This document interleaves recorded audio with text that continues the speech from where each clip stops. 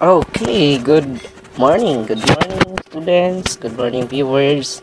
So today, mag-aaral po tayo kung paano gumawa ng website using the WordPress. Ayan.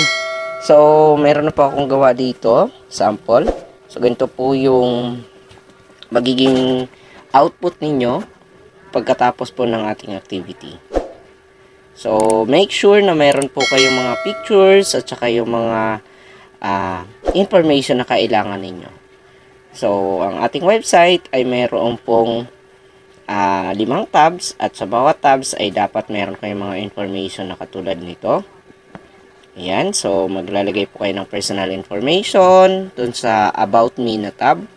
And then, maglalagay rin kayo ng story ninyo, parang highlight sa buhay ninyo. Ayan, so ganyan po yung akin. So, nagaling po ako sa pamilyang mahirap. At yan po yung aking trabaho nung kami ay nag-aaral pa. And then, syempre, meron po ako mga picture dyan na ilalagay nyo yung mga picture na masasabi ninyo na pwede nyo ipagmalaki sa buhay ninyo. And then, meron din po ilalagay sa bandang baba na motivational quote na kung saan yun yung nag-i-inspire sa inyo para ipagpatuloy na mabuhay sa mundo. And sa footnotes, maglalagay po kayo ng 3. Then, meron po tayong iba't ibang sa gallery naman. Sa buttons ng gallery ay makakita kayo ng mga pictures ng loved ones niyo. And then sa pictures, sa tab naman or sa button ng achievements, ilalagay nyo po yung mga achievements nyo sa buhay. And then, meron naman din tayong ambition tabs or buttons. Ilalagay nyo naman din yung buttons na ambition nyo sa buhay. Okay, to start with, magbubukas po kayo ng Google web browser. And then, isearch nyo po ang WordPress website. So, ganyan lang po kadali. And then, pindutin po natin yung wordpress.com. And then, pindutin natin yung Get Started. Okay, antay lang po natin. And then, piliin ko natin ang Continue using Google account. Then, dito I suggest na gumamit kayo ng personal account niyo. And then, Continue. Then, may lalabas ulit, Create your account. Pindutin lang po yung Create using Google. Then, pindutin yung icon. Then, Continue.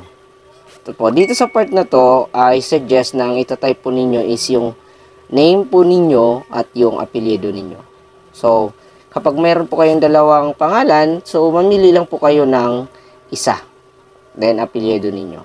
Browse lang po natin. Sa bandang baba, may makikita po tayong free. Select lang po natin yon. And then, continue. Yan. Sa bandang kanan, may makikita kayong blue buttons na continue. Then, sa bandang kaliwa naman, may makikita din kayong blue button, start with free. Ayan. Wait lang po natin na mag-load yung ating browser. Then, click lang po natin, write and publish. Then, continue. Dito po, dyan sa site title, ilagay po ninyo About Me. Ayan, ilagay nyo po dyan, About Me.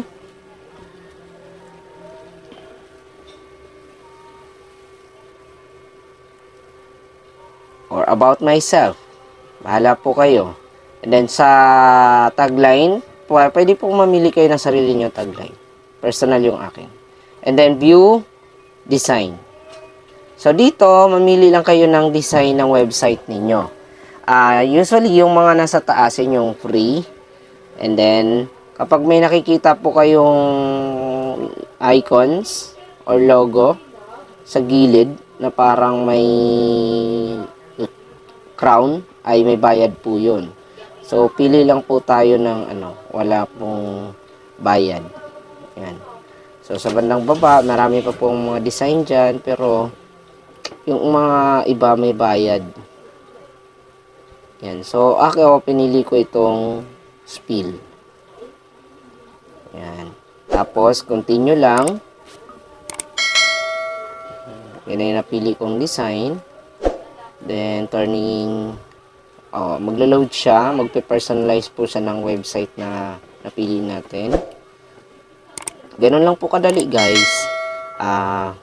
Siya na po ang bahala sa mga coding. Ang atin lang po ay pili lang po tayo ng mga designs and then mag-i-input po tayo ng mga information na kakailanganin sa ating website content. So, mag-iingat lang po tayo. Dito po, next step lang po tayo. Or pwede naman, pag di ka pa ready, X mo lang. Then, dito, type po natin dyan sa add a post title. Welcome po ang nilalagay po dyan usually. Pero dahil nakatatlong times na akong inulit ito, kung ano lang yung itatype ko muna dito. And then publish. Then dalawang beses mong pindutin yung publish. Ang purpose po, kaya po natin kailangang i-publish yung page na yan para magiging live or magiging active yung page ng ginawa natin. Then, add new page lang po. Naalala nyo po kanina yung pinakita ko sa inyong sample, marami pong button sa taas. Okay, may gallery, may achievement. So, ito po yung mga pages na yun. So, again, para magkaroon po yung website natin ng maraming buttons, kailangan po nating magdagdag dito ng 5 pages. So, for now, hindi ko na itutuloy itong page na to. Balik po tayo dun sa dashboard natin. Click lang natin yung W sa top left. And then, hanapin po natin yung page. Ayan. Or dito, pwede nating i-launch yung website sa bandang baba for the meantime para hindi po tayo hindi tayo mahirapan. So, i-upload na natin. Ila-launch na natin yung launch na natin yung website. Then, para mamaya, maglalagay na lang tayo ng mga content. Hindi na natin po problemahin. Kasi baka mawalan tayo ng internet. At least nasa internet, na siya. Na-upload na natin. Okay? So, launch our website. So, antay lang po natin na mag-launch yung ating or matapos. Ayan. So, lumabas na po ito. Congrats, your site is now live. So, ibig sabihin, buhay na yung website natin. Nasa internet na. And ito po yung interface na to, ang tawag po dyan ay dashboard. So ito yung sample natin. Yung mga buttons na yan, ang tawag dyan mga pages. Diba? So, yan po yung gagawin natin ngayon. Edit po muna natin yung homepage natin. Tignan po natin kung ano yung itsura. Yan. At kung anong mga buttons ang meron for now.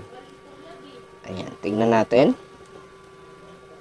Ang tagal niyang mag-load. Mabagal yung internet natin. So, ayan. So, meron po tayong about myself dyan. Yun yung title ng ating website. And then, isa lang po yung buttons for now. O button. Isa lang pala. So, isa lang yung button natin. Ang nakalagay lang po dyan ay about. So, naalala mo kanina, po ninyo kanina, marami po yan dapat. So, click lang po natin yung top left, W icon. And then, look for page. Ayan, pages. Pag nakita na po natin yung pages, ayan, pag nakita natin yung pages, lalabas po ng ganito.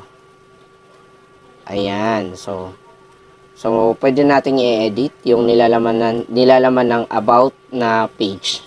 Dito sa about na page, dito ilalagay ninyo yung highlights sa buhay ninyo. So, pwede kayo mag-upload dito ng picture ninyo na medyo malaki. Yan yung magandang picture ninyo. Then, upload lang.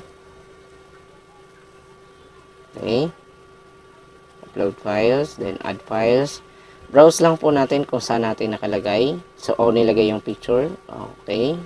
Ngayon, maghahanap po muna ako kasi nakalimutan ko kung anong folder ko siya nilagay.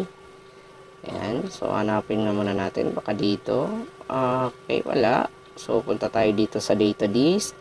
So, ayan. Browse muna tayo. Saan ba dito? Ito. Ayan. Yan. So, yan po yung magiging profile pic ko. And then, ating hanapin and then upload lang natin. What's next? So, nandyan na po siya. Ayan. So, browse natin sa bandang baba. O, makikita po natin dito, dyan nyo ilalagay yung highlights ng buhay ninyo. Ayan, parang summarize. Or tawag nun, description nyo. Anong klaseng tao kayo. Me as a student, me as a teacher, or me as a son, as a daughter. Dyan po ninyo ilalagay. Yung ano na yun. Pwede nyo gawing reference yung ginawa kong website para magkaroon kayo ng idea kung ano yung pwede nyo ilagay na information. Baguhin nyo lang. Kasi iba-iba naman tayo ng storya sa buhay. And then, save. Ito natin, save. Para may, yung binago natin ay take effect. Ayan. Tapos, balik lang tayo dito sa, dashboard. Ayan, sa W, top left. So, dito na tayo sa dashboard. Ayan yung itsura ng homepage natin. So, ayan. So, dito po tayo mag-add ng page. Ito. Dagdagan natin. Di ba 5 yung pages natin dun sa final website? Final output na pinakita ko sa inyo kanina. So, dito po kayo pwedeng magdagdag ng page. So, dito, meron po siyang mga design na, may template na po. Mili lang po kayo ng template ng about ninyo, about na page. Dito sa about page na to, ay lagay nyo yung personal information ninyo. Publish lang po muna natin. Yan, publish. Kasha kayo, princess, no? Publish. Kasha ba? Kasha. Naku, hindi yan kasha. Kasha. Edit na po natin yung mga nilalaman. Sabay-sabayin na natin. Personal information. Ayan. Tapos, dito po, ilagay po natin yung full name natin. Full name ninyo. Okay, sandali lang. Ayan. So, highlights. Tapos, ilagay po natin yung full name. Si Mandalones. Ayan. Tapos, kung meron na po kayong gawa na ganito, yung parang plano ninyo sa sitemap ninyo, pwede nyo nang i-copy paste yan. And then, mas madali, direct na po tayo dun sa ginawa natin sa dashboard. Ayan, sa dashboard, balik tayo. Ayan, highlights, and then Control V. Okay, or mag-right click, tapos paste. Ayan. So, di ba, madali lang. O, dito naman sa baba, bandang baba, itong our vision, palitan po natin yan ng life verse. Ayan, palit natin dyan. So, dito mag-iisip po kayo ng mga Bible verse na pwedeng mag-inspire sa inyo sa buhay ninyo. Ayan.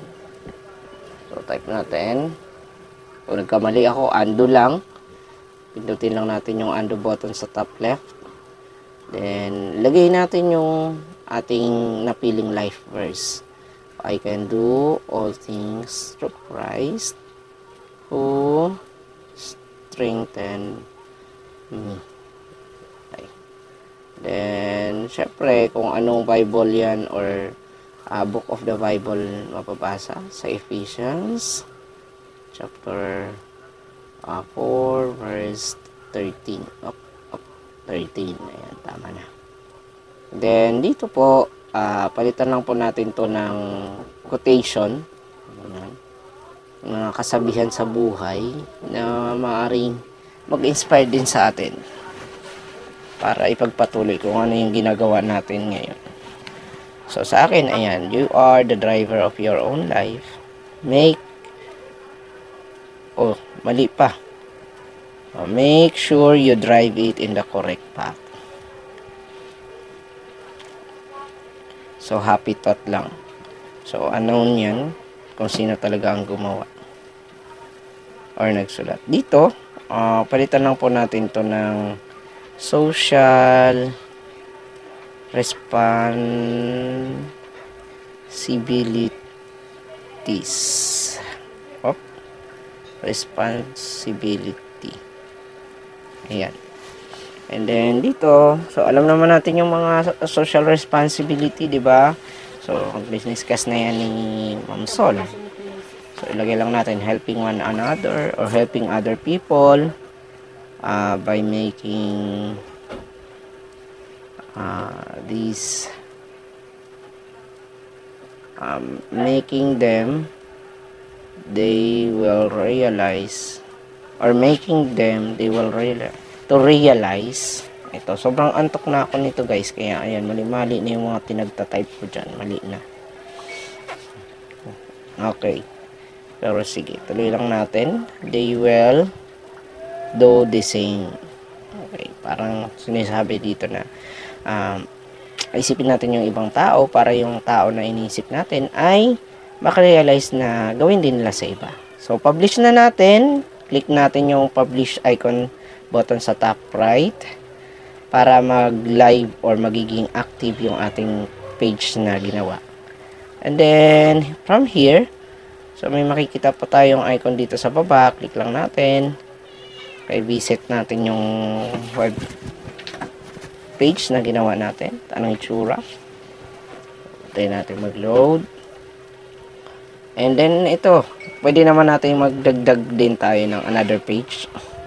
So, kanina, about yung pinili natin. So, ngayon, gallery naman.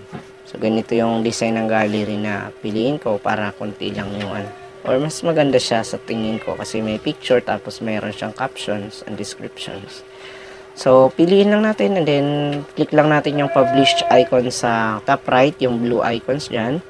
And then, ayan, magdagdag lang tayo ng a new page dito para dumami yung mga pages.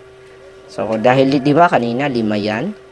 5 yung mga buttons natin sa taas. So, dito, dagdagan natin. So, makagawa na tayo ng 2. O, dagdag pa tayo. So, pangatlo. So, click natin yung services.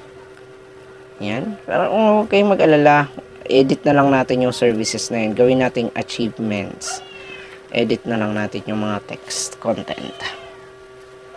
Ayan. So, dito, ayan yung services. Nakikita nyo? Palitan natin yan ng achievements. Ayan. Marami. Achievements. Ayan. Then, publish. Ayan. Publish lang natin para maging active yung ating web page na ginawa.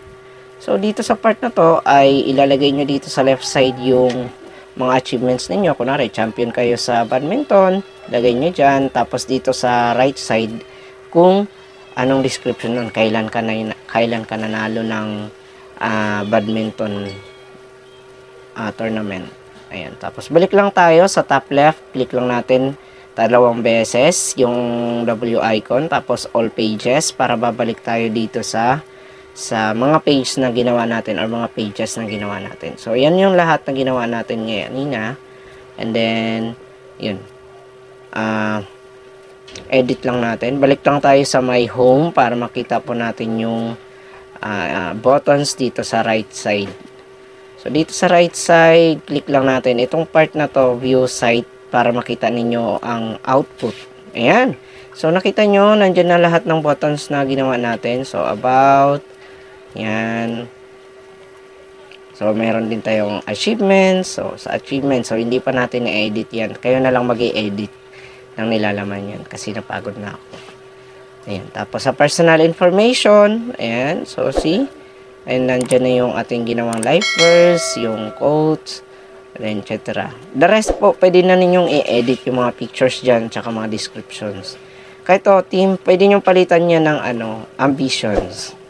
Hindi ko na napalitan. Kayo na lang kasi gusto ko na magpahinga talaga. Ayan. So, ayan. Ayan po yung ating final output. Itong mga part na to, edit nyo na lang yan sa mga kung depende sa inyo kung paano nyo pagandahin. This is a contest. So, again, kayo na bahala magpaganda, kayo na bahalang magbenta or ipagmayabang kung ano yung mga achievements nyo, ano yung mga skills ninyo, ano yung kayang gawin ng buhay ninyo. This part po, balik tayo sa dashboard, ito yung i-copy paste ninyo or i-take note. Yan, i-copy natin yan. Kasi yan yung ipapasa nyo sa akin. Ayan. Yun na yung URL ng website ninyo. So, ngayon, pag nakopya na natin yan, magbukas lang po tayo ng notepad. Ayan. So, mahilig po ako maglagay ng notepad or mag-save sa notepad. Paste lang natin yung ating kinopya. And then, save po natin dun sa folder ng website making para naka-organize po lahat ng ginawa natin.